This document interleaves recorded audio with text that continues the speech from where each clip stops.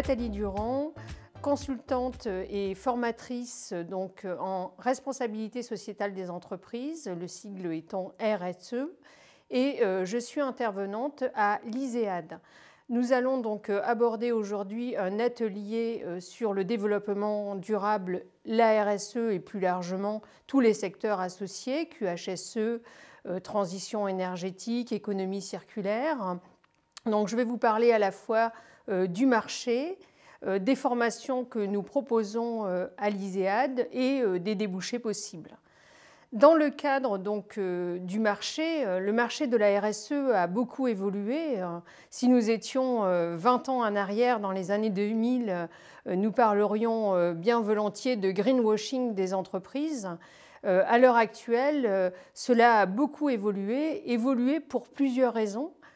D'une part, la réglementation qui amène un marché totalement différent. La loi Pacte qui date de 2019 et qui a vraiment créé un débat autour de la RSE, mais aussi reconnu que toute entreprise, quel que soit le secteur, la taille, avait des enjeux environnementaux, sociaux, sociétaux et économiques.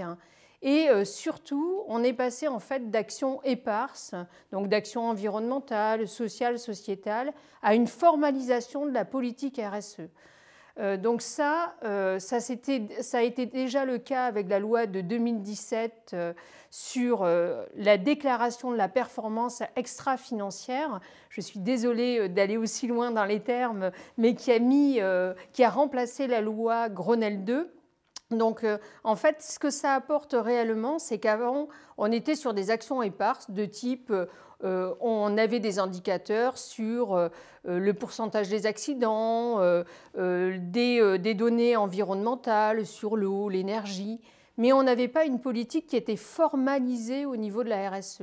La déclaration de performance extra-financière, elle a demandé d'avoir un business model pour les organisations, les entreprises, qui s'appuient vraiment sur une politique RSE, c'est-à-dire quelle est la performance à la fois de mon entreprise, mais qui prend en compte ces éléments environnementaux, sociaux, sociétaux. Donc on change complètement, puisqu'après, quand on le décline dans l'organisation, au niveau, par exemple, des fonctions support, la fonction marketing, la fonction achat, eh bien, il va falloir prendre en compte ces enjeux et les décliner dans les fonctions. Donc, par exemple, les achats, eh bien, on va prendre en compte le critère, par exemple, de l'insertion de personnes en situation de handicap. On va prendre des critères d'employabilité au niveau de l'économie locale. On va prendre des pourcentages, par exemple, sur l'éco-conception des produits. On se rend compte actuellement qu'il y a à peu près 15 à 20% de critères RSE dans les appels d'offres, en moyenne, et ça dépend des secteurs d'activité.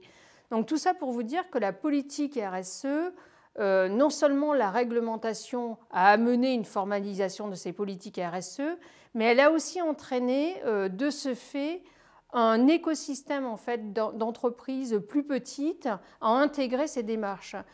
Puisque sans rentrer dans des données trop précises, mais maintenant la DPEF, la déclaration de performance extra-financière, elle demande à toute entreprise non cotée de plus de 500 salariés et de 100 millions d'euros de s'inscrire dans cette déclaration de performance extra-financière, donc de répondre à cette réglementation.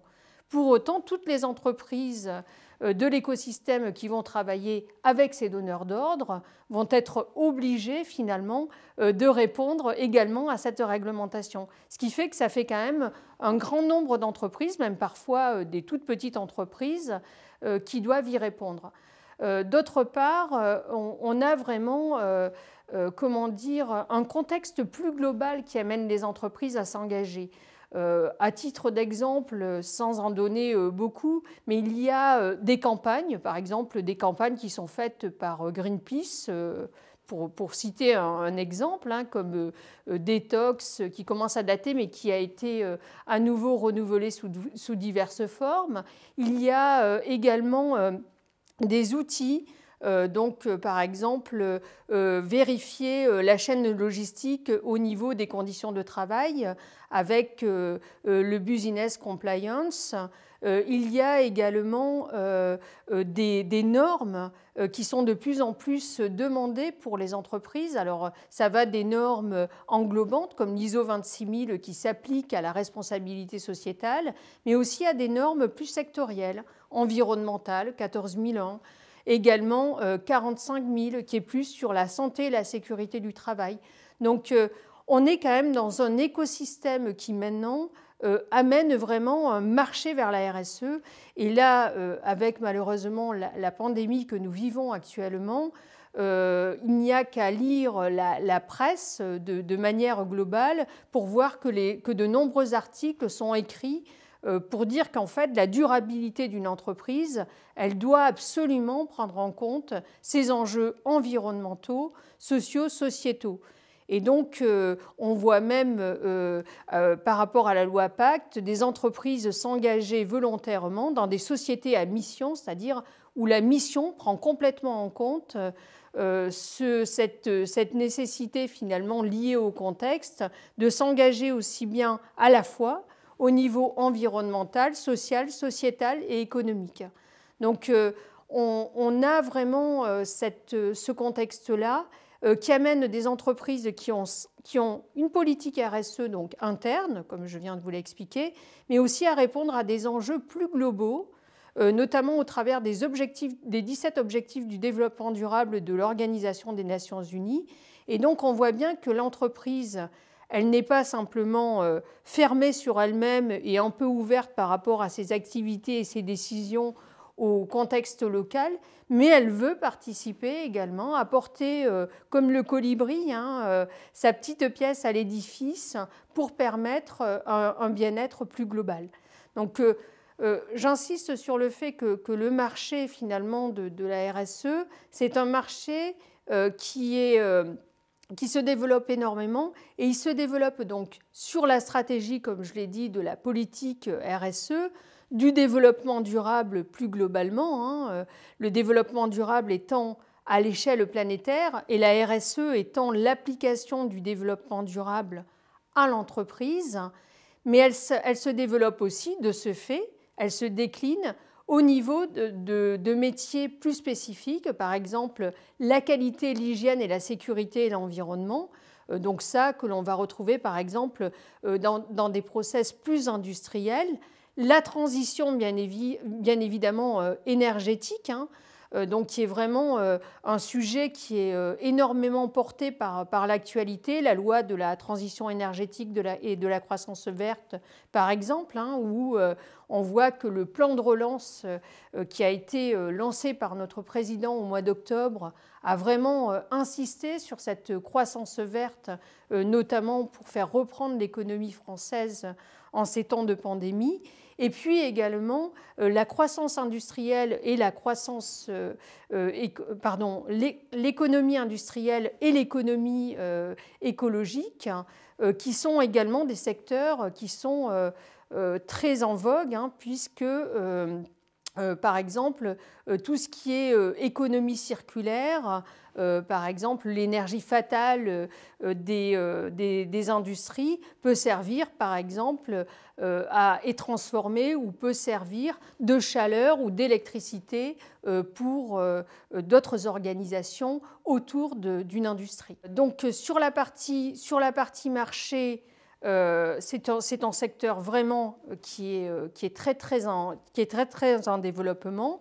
Maintenant, je vais vous parler un petit peu plus finalement de quelles sont les formations qui sont proposées.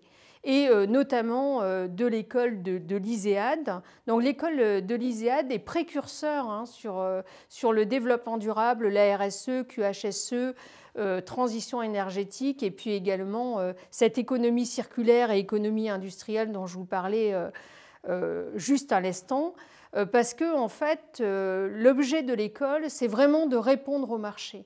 Nous sommes spécialisés dans l'alternance, donc c'est une école qui est précurseur, qui a débuté dès 2005, donc elle fait partie des pionnières sur ces thématiques-là avec bien évidemment le fait que l'école est d'abord une école de management en alternance. Donc c'est à la fois le management en alternance et les politiques de développement durable RSE et ses déclinaisons dans les fonctions support, QHSE, transition énergétique et économie circulaire.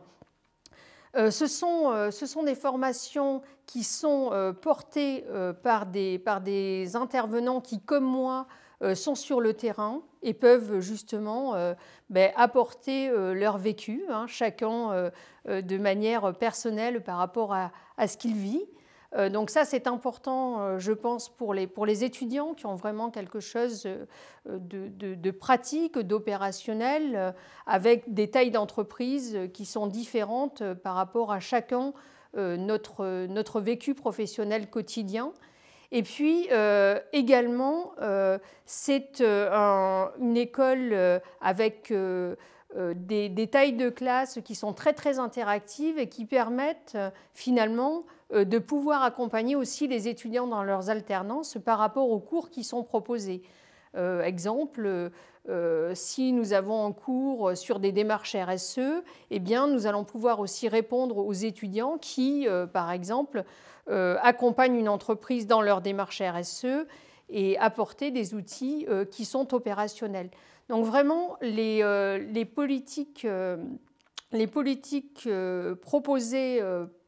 formations proposées par l'ISEAD sont vraiment en lien avec le marché. Donc ça, c'est vraiment un point qui est important. On a une veille constante là-dessus. Et d'ailleurs, la formation transition énergétique est une formation relativement récente et qui répond à cette mutation du marché, en tout cas à cette prise en compte du marché. Également donc, sur le type de profil d'étudiants de l'ISEAD, donc sur les formations DD, développement durable et responsabilité sociétale des entreprises, ces deux titres sont certifiés et donc nous avons des étudiants qui sont plutôt avec des cursus littéraires, environnement, voire sociologiques, donc des profils assez différents et qui viennent justement chercher une formation sur ces thématiques-là. En QHSE, qualité, hygiène, sécurité, environnement, qui est aussi un autre titre certifié, nous avons plus des profils de techniciens, d'ingénieurs et qui viennent chercher justement la valence managériale sur ces formations techniques QHSE, mais aussi, j'avais oublié, une autre formation très importante, l'environnement, l'eau, l'énergie et les déchets. Et enfin, donc, nous avons également ces formations également techniques, transition énergétique, c'est pareil, et économie circulaire et croissance verte. Là aussi, ça va être des profils plus techniques avec des débouchés toujours de directeurs de centres industriels, de directeurs de services, mais techniques, qui vont donc répondre vraiment au marché, encore une fois, actuel. Et nous avons donc deux formations en cours de certification, environnement, eau, énergie, déchets, et transition écologique, écologie circulaire et économie industrielle. Les étudiants sont aussi de plus en plus attirés par ce type de formation. En 2018, nous avons pu le voir, 30 000 étudiants ont signé le réveil écologique et ont questionné les entreprises sur ces questions environnementales. Et on voit que cette prise de conscience est de plus en plus forte chez les étudiants qui viennent chercher justement du sens également pour leur profession. Et ça tombe bien puisque le marché en face offre en tout cas des débouchés qui, depuis plusieurs années, s'amplifient finalement année après année. Je vous remercie beaucoup pour votre accueil, votre écoute et au plaisir de vous retrouver peut-être parmi nous prochainement. Merci encore. Au revoir.